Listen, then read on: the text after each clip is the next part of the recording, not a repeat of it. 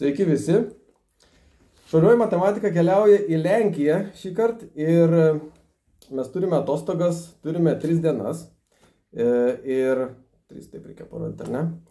Tai va, turime 3 dienas ir čia buvo tikslas pagrindinis su vienu iš draugų, su sūnumi ir su tėčiu atvažiuoti į Metallicos koncertą. Tai va, tai šiaip iš tikrųjų taip pagalvojau, kad padarysiu taip, kad šitos video epizodus įrašinėsiu žemaitiškai, kadangi aš esu iš Mažeikių ir jūs, galbūt daugelis iš jūsų žinot, kad yra toksai youtuberis Paulius Samoška, kuris yra iš Telšių. Tai jo žemaitiška pratarmė yra truputėlį kitokia negu mažeikietiška. Tai jo, mažeikietiška, ne mažeikiškiška, bet mažeikietiška. Tai va, tai pavyzdžiui, jisai sako, kad eina nusipirkti Wundens, mes einam pirkti Ondens.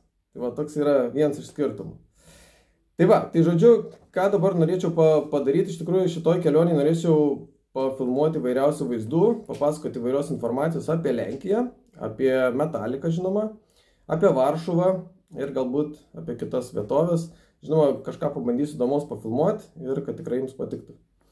Tai va, tai esu, aišku, pasiruošęs šiek tiek įdomesnės tokios informacijos. Ji yra daugiausiai iš Wikipedijos, bet galbūt jums įdomu bus pamatyti tiesiogiai, kad galėtumėt sužinoti kažką įdomaus iš šito kanalo. Tai va, tai Lenkija oficialiai, Lenkijos Respublika yra valstybė Vidurio Europoje. Vakaruose ji ribojasi su Vokietija, pietuose su Čekija ir Slovakija, rytuose su Ukraina ir Baltarusija, šiaurėje su mumis, su Lietuva ir Rusijos federacijai priklausančia Kaliningrado sritimi ir, žinoma, Baltijos jūra. Sostinė be abejo yra ir didžiausias miestas yra Varšuva.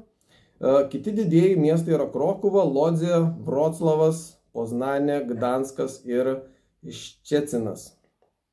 Tai va, Lenkijos ištakos siekia 966 metus, kai dabartinių Lenkijos žemių valdovas Meška I pasikrikštijo.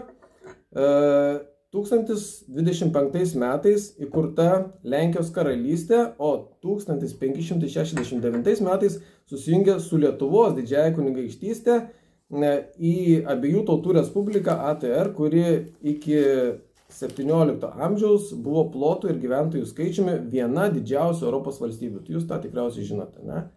Tai ATR, ta vadinama abiejų tautų respublika, tapo pirmąją šalimi Europoje ir 1791 metais gegužės 3 dieną išleidusi rašytinę konstituciją. Po padalijimų Lenkija liovėsi egzistavusi ir savo nepriklausomybę atkūrė tik 1918 metais. Nacistiniai Vokietijai užpuolus Lenkiją 1939 metais prasidėjo Antrasis pasaulinis karas. Po 2 savaičių rytinę Lenkijos dalį užėmė SSRS. Išeivijoje buvo paskelbta vieninga vyriausybė tremtyje. Karo metai žuvo daugiau nei 6 milijonai žmonių. Po karo 1947 metais SSRS iniciatyva įkurta SSRS satelitinė Lenkijos liaudies respublika. Dar 22 amžiuje, 9-ame dešimtmetyje Lenkijoje išpopuliarėjo solidarumo judėjimas ir 1989 metais buvo atkurta suvereni demokratinė Lenkijos respublika. Tai va, labai panašiai kaip ir mes, ar ne? 38 milijonus gyventojų turinti šalis yra 6 Europos Sąjungos ir 37 pasaulio šalis pagal gyventojų skaičių. Sakyčiau, tikrai neblogai, ne? Mes tikrai tai gyventojų neturim. Lenkija yra demokratinė parlamentinė respublika. Europos Sąjungos nuo 2004 metų, NATO nuo 1999 metų. Tai reiškia, Europos Sąjunga įstojo kaip ir mes 2004, į NATO įstojo anksčiau, 1999 metais. Europos tarybos, Višegrado grupės, Šengeno zonos, pasaulio prekybos organizacijos, 3 jūrų iniciatyvos ir JTO narė. 8 pagal dydį ir viena sparčiausiai augančių ekonomikų Europos Sąjungoje. Varšuvos vertybinių popierių birža didžiausia centrinėje Europoje.